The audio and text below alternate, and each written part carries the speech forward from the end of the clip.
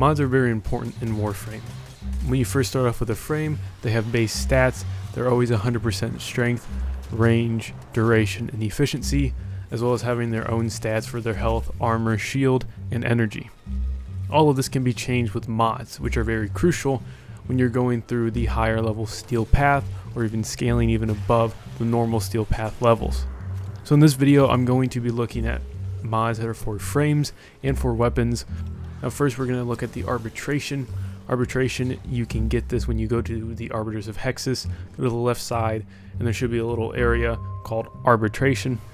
And this is where you can purchase mods and other items in there from Vital Essence. Vital Essence is what you get from completing the arbitration missions, and that can be located in your alerts once you go to the navigation. In order to get the arbitration missions to even pop up, you have to complete every mission in the normal star chart. You'll know this and know how many you have left when you go to Arbiters of Hexus, go to the arbitration, and then we'll show to your top left. He'll speak to you and you'll see how many missions you have left. It should give you a number, and then just start off with a list of which ones and where at. In order to know which missions you haven't done, they will blink blue. It'll be a larger diamond and it'll be blue and it'll be blinking at you. If you look at the ones you completed, they should be white and not blinking and smaller. So it should be very easy to tell which ones you have completed and which ones you have not. Now, as you're seeing, there are a bunch of arbitration mods.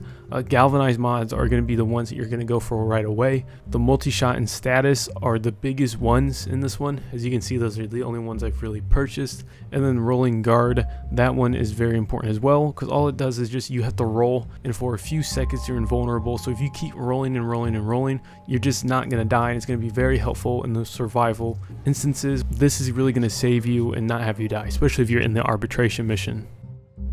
Going on to nightmare mods. Nightmare mods are really easy to get. A lot of them aren't really as useful. Some of them are for friction and slide. Nobody cares about that. The ones that we're really going to look at are lethal torrent as well as constitution. Constitution gives you some duration, not a whole lot, but it does give you some.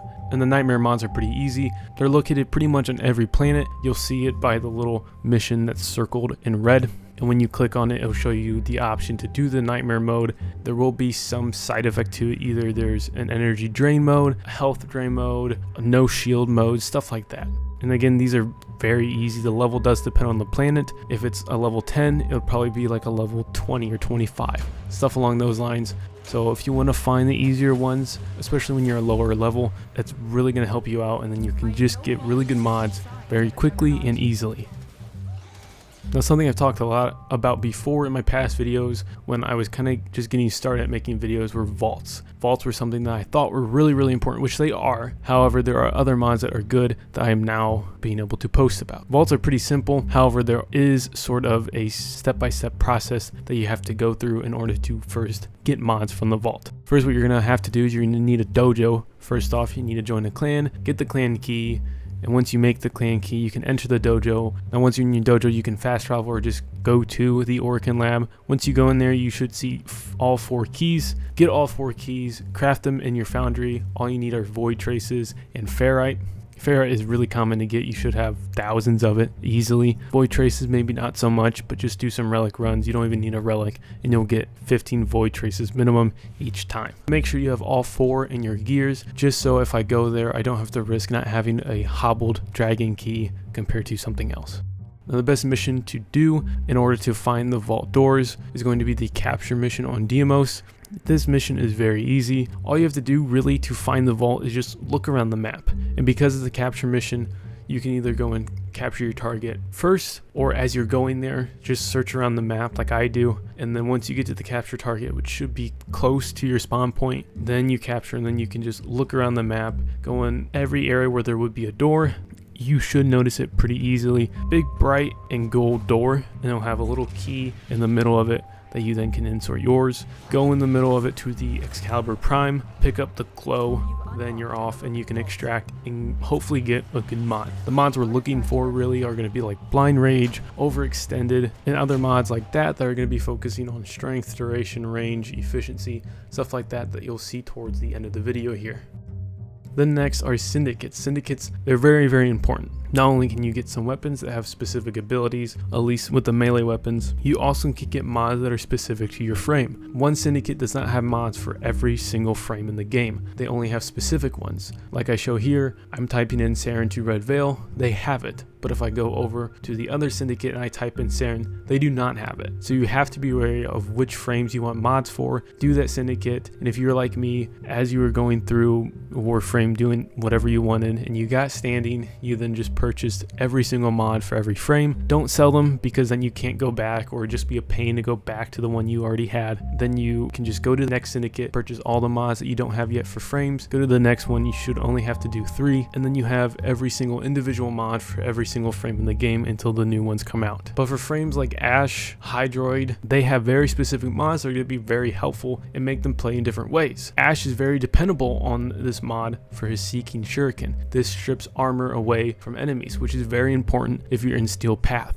That's one reason why just the Syndicates are so important. Using this one mod just makes Ash a better frame, a whole better frame, just because he's able to do this. Now the Helminth mods kind of take that away from certain frames, but nonetheless, if you want to put Seeking Shuriken on another frame, you're going to need this mod in order to have armor stripping. That with this other kit of just going invisible, and then like I did, you can add a mod like Eclipse, which just make your abilities and your weapons deal more damage. Korra and Hydroid have mods specific to them that increase your drop chance, so if you don't have Necros or you don't want to use Necros, you're just tired of them, you can then put on their specific mods and use them as farming frames.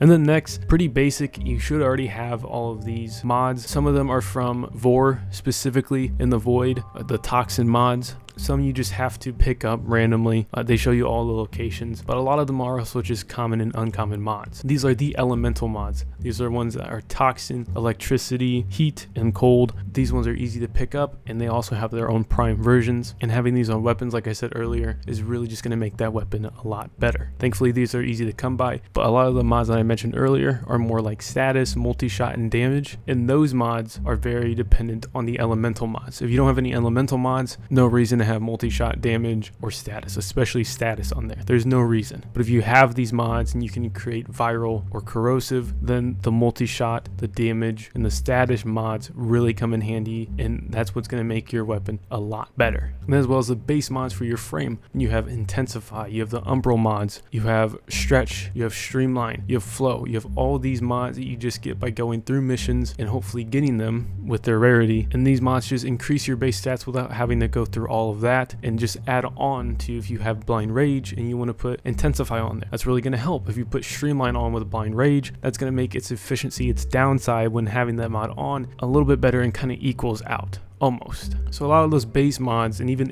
Equilibrium, that one technically is not rare, even though sometimes it's harder to get that mod. That helps with frames like Necros, at least for me. When having a specific mod gets rid of his health, having that energy just go straight to his health is really beneficial. Now that is about it for this video. I hope these helped you and kind of showed you what type of mods to get and what missions to go to, and maybe this is your next goal in Warframe. With people being veterans in this game who've just been playing it a long time and already have all these mods, if there's anything you think I said that's stupid, just let me know, and hopefully I can learn from that and then make it better in the next video. If you're new, let me know what you thought about this list. How easy is it for you to get mods like this and complete these missions? Because obviously this isn't for beginners. These are for people who are at that median area in Warframe where you're not quite at Steel Path level, but you're also not at the beginner level. This is your next step. With all that said, thanks for watching, and I hope you enjoyed.